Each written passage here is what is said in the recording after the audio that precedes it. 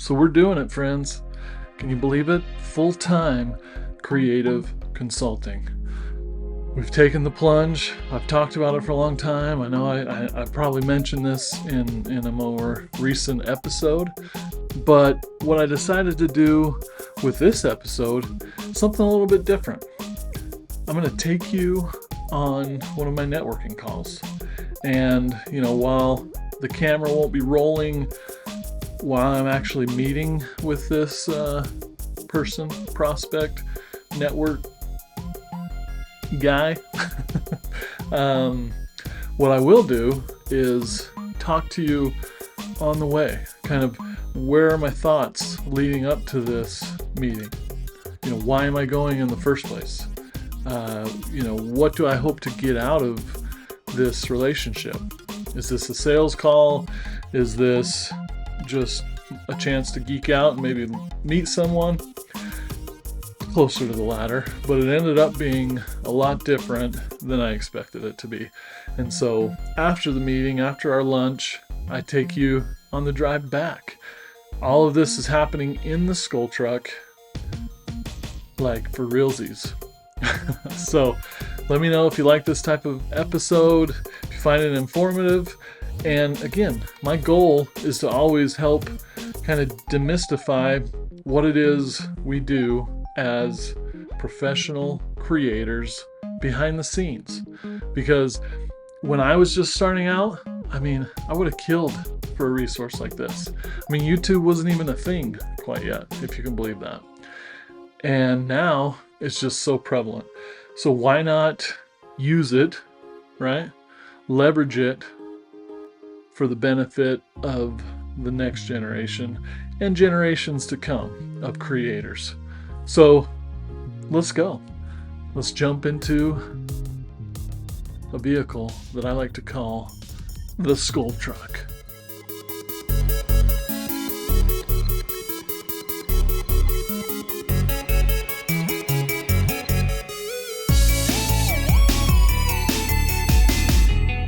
And I'm off. I'm off on a client visit. Well, not a client visit. It's a networking opportunity. Now, this individual, someone I've followed online for a long time. He used to work in the entertainment industry, worked on films like Tron Legacy and the latest Star Wars films, I believe, or maybe it was one of the prequels. Yeah, that jives. And for the past 4 to 6 years, he's been back here in Utah County. He set up his own studio and he's doing his thing. He's making games, he's making XR, spatial computing experiences. He's got a team. I don't know how big. From what I've seen online, it's half a dozen to a dozen people of individuals who, like him, used to work in the entertainment industry. And while it would be awesome to find a way to work together, that would just be gravy. Really, what this networking opportunity is all about is to pick his brain on how he does it. What is he doing that's different from what I've started doing? He's obviously made it work. He's got a physical location. He's got a team. They've built the business from just doing like local type projects. For example, they did a VR project for us at MX back in late 2020, early 21, where we had a completely remote VR powered kickoff for the beginning of our 2021 fiscal year, and this guy's studio was able to pull that together for us in a relatively short amount of time. And so they've gone from that to working on pretty big projects. I think they have some partnerships with some other studios, and then they've maybe won things outright. They've done work for Transformers, Justin Bieber, all kinds of cool stuff. And I know that they're developing their own games and a pitch for an animated cartoon that they can try to sell to, who knows, Netflix, Apple, Amazon, one of the streaming platforms. So it's cool. Super cool. And so while all that is awesome, this individual, I see him on LinkedIn all the time. He's going to all of the different industry events, trade shows, what have you. He's weighing in on trending topics, especially about AI and VR and game development, some of the unfortunate layoffs in the industry. How is AR going to benefit or not benefit the industry? All those kinds of things. He's been on several of the bigger Utah podcasts, as well as on the morning news channels, introducing his different initiatives, which has built him a lot of credibility. So that's the goal. It's like pick his brain,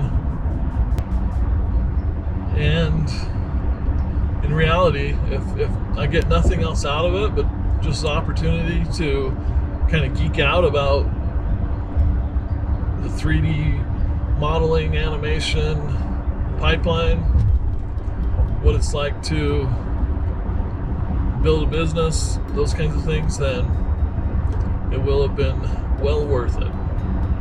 Indeed. So that's where we're at.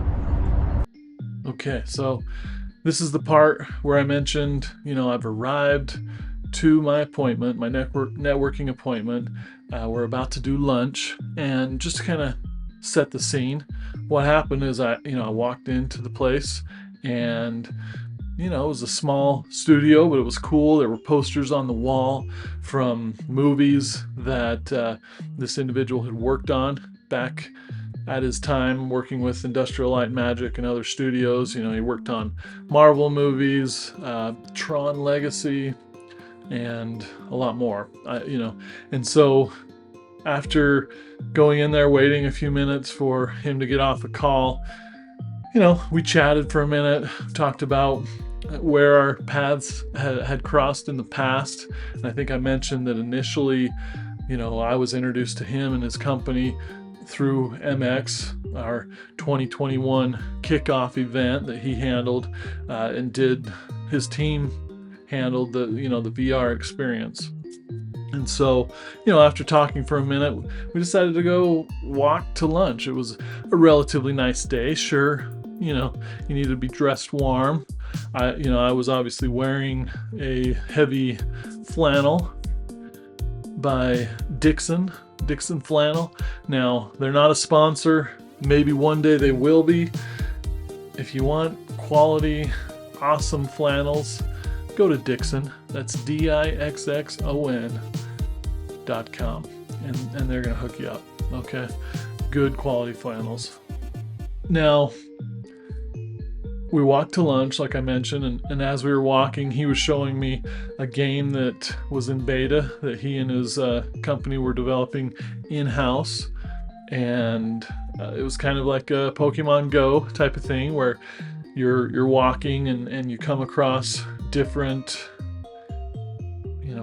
stations. You can tell I'm obviously a big Pokemon Go player. Not, no, my kids are, but that's a whole nother story.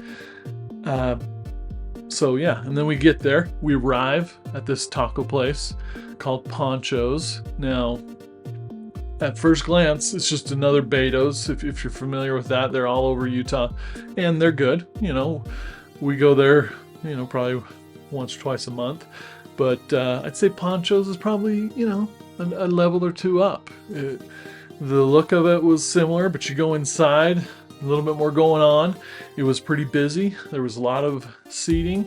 Now you go up to the counter. It's like a taqueria type style. I ordered the chile verde burrito. Now, some places they'll smother it with cheese and onions, which I really like.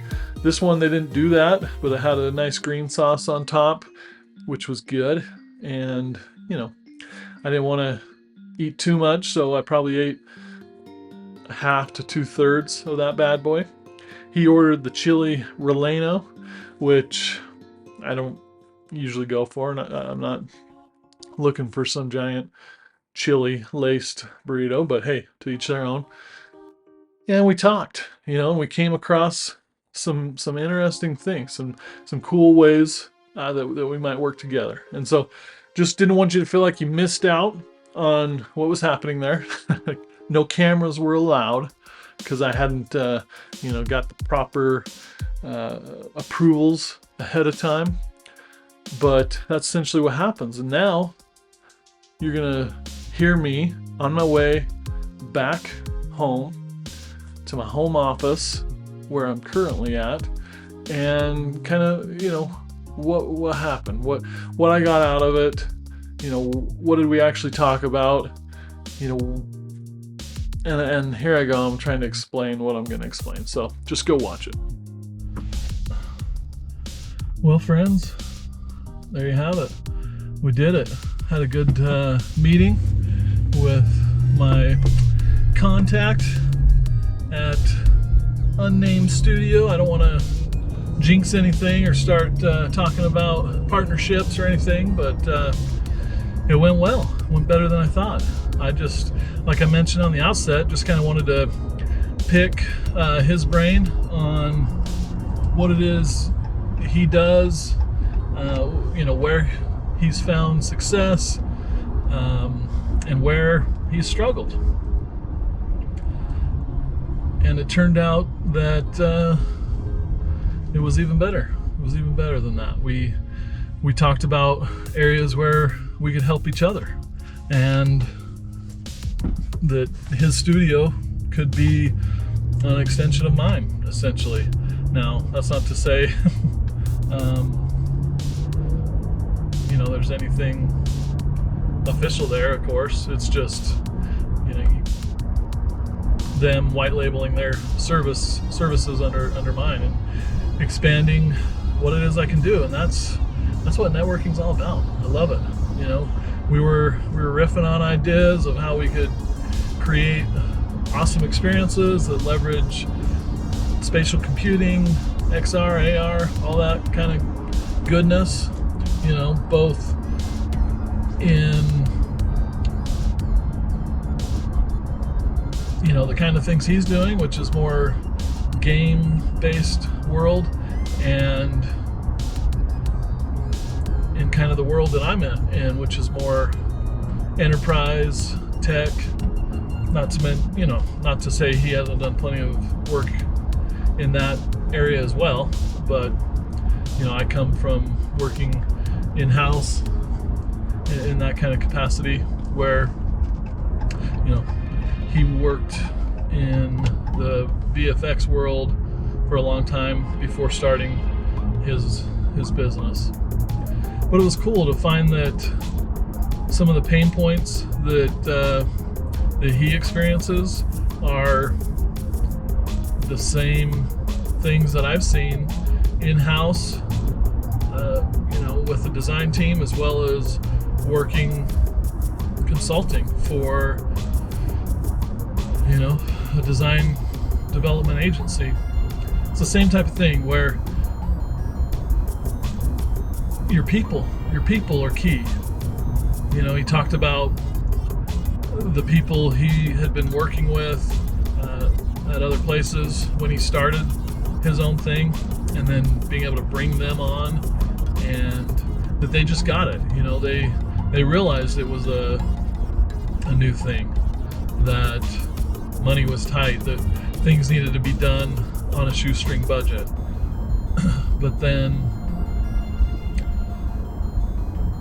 as they grew and it was time to hire the next batch of team members, they came in and saw a company that was bigger, doing pretty well, and maybe they come in entitled because they had just come from some startup or larger tech company, and they had all the benefits and high wages and 401k matching and free lunches and whatever, and they're specialized. They just have this one skill. Maybe they were brought in for motion design, and the project that they were brought in for, the client backed out of it last minute.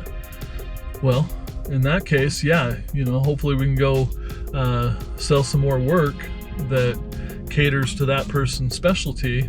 But how much more valuable is it to have someone who can wear multiple hats? Yeah, they're a motion designer, but they can also do some UI design, or at the very least do some production work that maybe one of the more senior designers, UI person created, and it's just a matter of, hey, chipping in, or I'll help you bring in the sodas from the car when it's time to stock the fridge.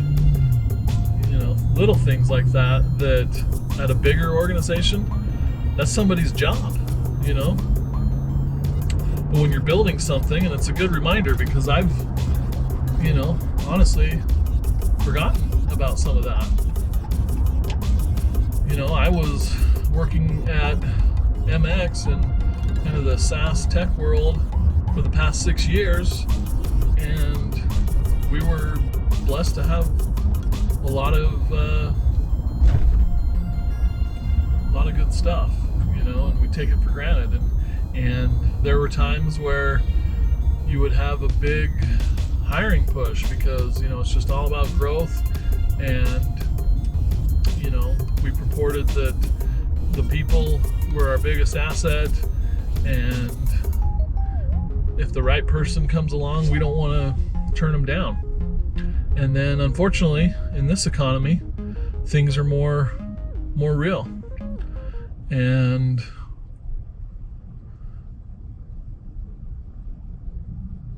we see mass layoffs. It's unfortunate. Hats off to Nintendo. Apparently they were getting some pressure to do some layoffs, and the CEO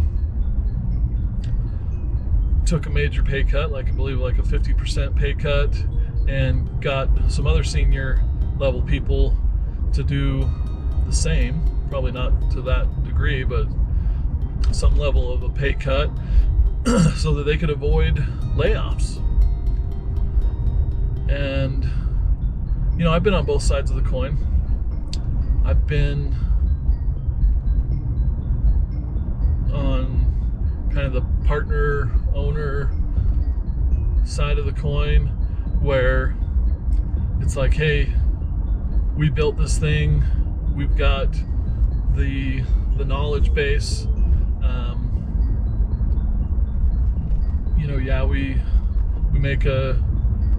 we make more money than your rank and file designer or developer, but unfortunately those people don't have the knowledge, the tribal knowledge, the experience, or whatever. So the hard decision to cut those people has to be made. And when I talk about my experience, we're talking 2-3 people, not 1,000 or hundreds. It doesn't make either one right. I mean, I seriously applaud those who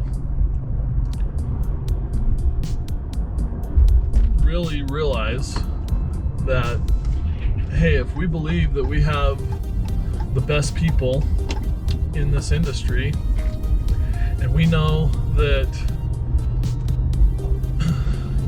these are cycles,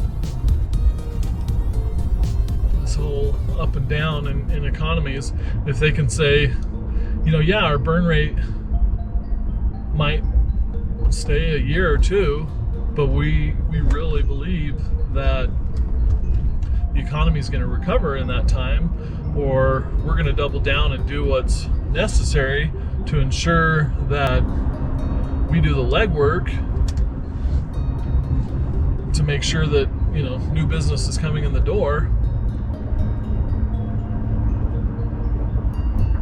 I think that's the way to do it, because the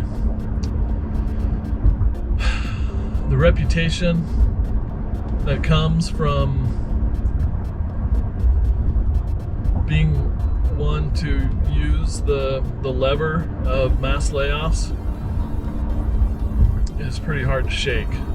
Now, maybe it's easier when you can say, well, everybody else did it, and that's maybe true.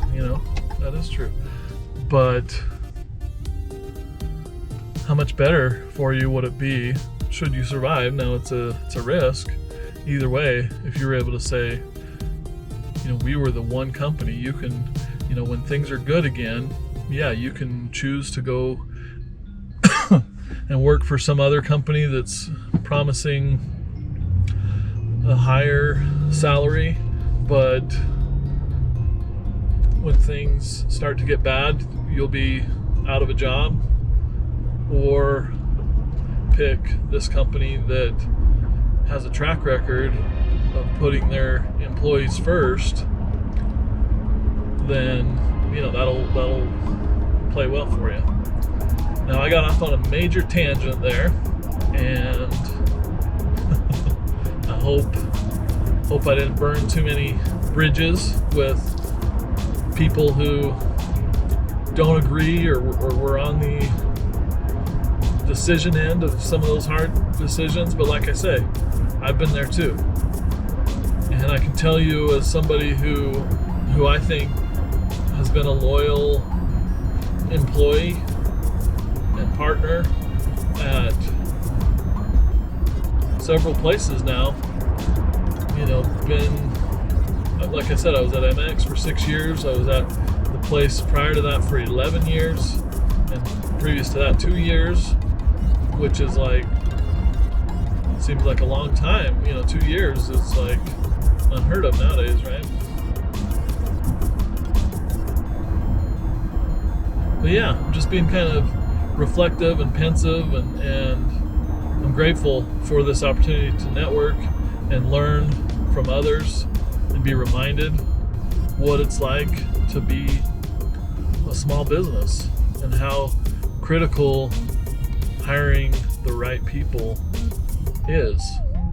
And based on my experience and the concerns that this individual brought up, I would say, and I'll go out on a limb once again to say this,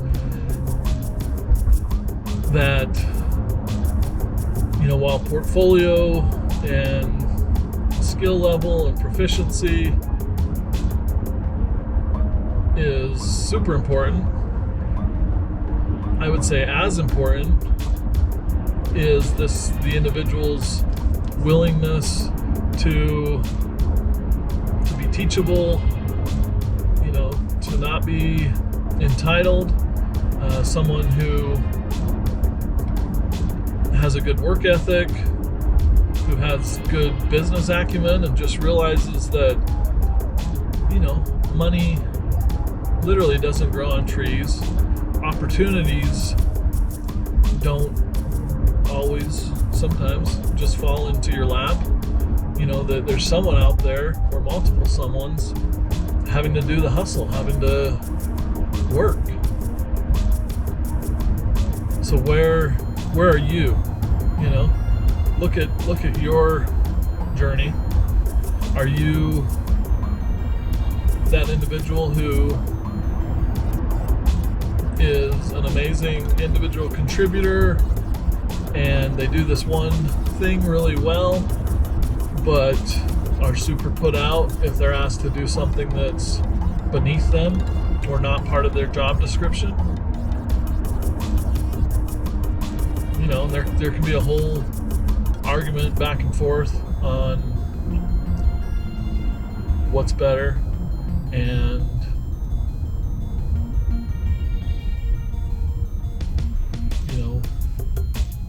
when you're being taken advantage of or whatever. But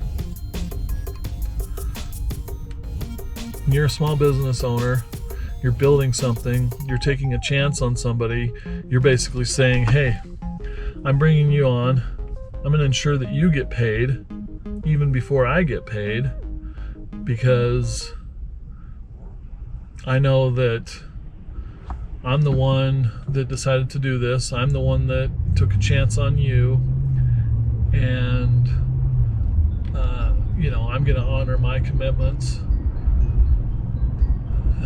And the buck stops here, essentially. But on the flip side, if we do extremely well, I'm going to honor my obligation to you to pay you what we agreed on. And if you went above and beyond, maybe there will be a bonus. But as the owner and the person with all the risk, I'm going to be fine reaping those profits or those benefits. And that's why I can understand those founders or CEOs who do choose layoffs over pay cuts, or maybe there's both and they just don't say anything about the fact that, yeah, I know we had to lay off people, but I also took a big pay cut. Regardless, the CEO, the founder, they're the ones that are the captain of the ship, and if they jump ship or can't work at their full potential, then we got an aimless ship, right? But I mean, what I think really has happened at a lot of these companies that do these large layoffs is, yeah, they're not laying off their best people. They overhired because they felt like they were just printing money, and that maybe they were getting excited about taking away an opportunity from their competitor,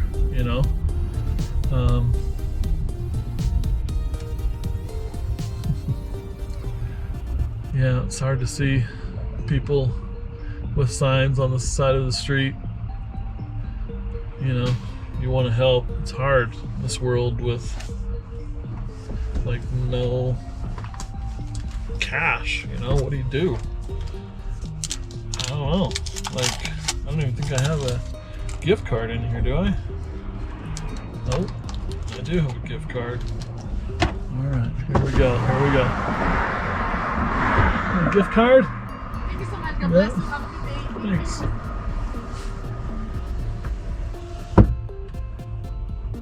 Hopefully that helps. But yeah, I think what happens is these companies overhire, and they use these events like mass layoffs to get rid of the people that aren't performing or are barely doing enough, and they're doing just enough to not get fired, especially with lawsuits and how tricky that whole landscape is. But then they expect to be able to keep their best people because, hey, look, we had these layoffs and you're still here, so you should be grateful, right? But unfortunately, it sends a message sometimes to those people that maybe they do want to keep that, hey, maybe you didn't go in this round, but you could go in the next.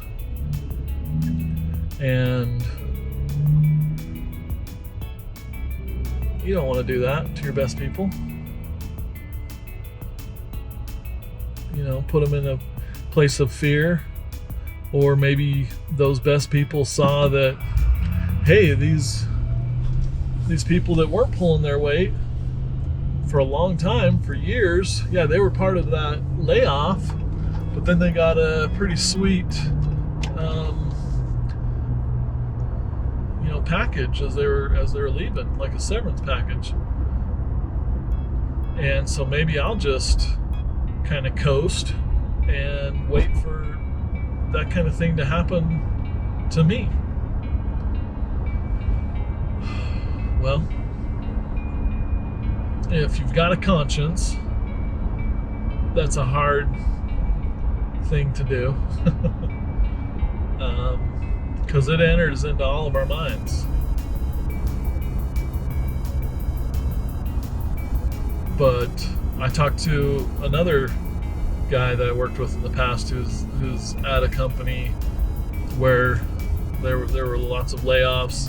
He's still around, but essentially his job, what they hired him to do, has been eliminated, and he's basically doing the work of a junior designer, but being paid like a director level designer. And I mean, he could just kind of hold on to that gig and do whatever he wants on the side because the work is so easy, or his team is basically handling it, that hey, go get another job or start something on the side and still collect this paycheck. But like me, and I would argue most decent humans out there, you can't do that. You don't feel right about that. That's no way to live. So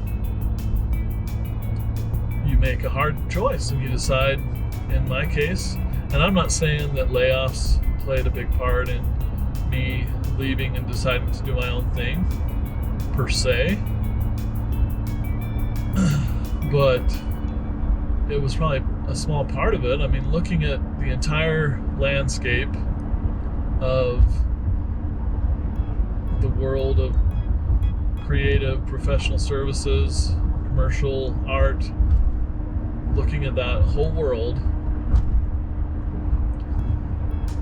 there was a time when I would join a company and I really felt that as long as I was giving my best and really positively impacting the bottom line, that I could be there forever and have job security, right? But unfortunately,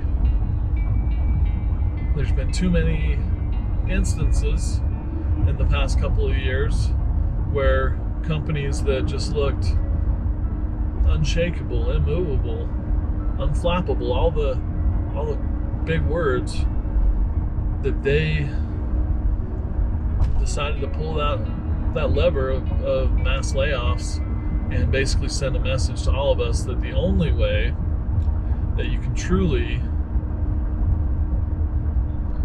there's really,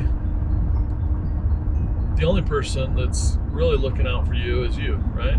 And that's not to be cynical or negative, but it's just the reality. Everybody, like the natural instinct within us all is to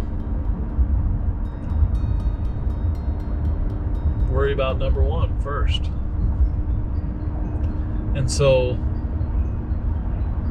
I I don't want to be a victim. I don't want to point to a company or some external force and say, hey, the reason I'm not doing as well as I was, or the reason I lost my job, or this bad thing happened was because of somebody else. Yeah, don't want that. So I chose a different hard. I chose the buck stops here. I'm building this thing. Let's go do it. Let's see what happens. Let's do this networking. Let's sell, right? And now here we are.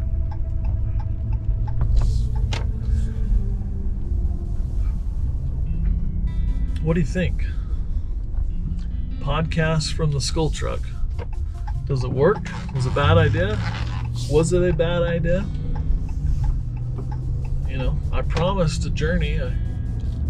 I told you earlier on that I was going to share in my experience. And that's what this is, my friends. That's what this is. So until next time, friends, just keep on creating. Create or die.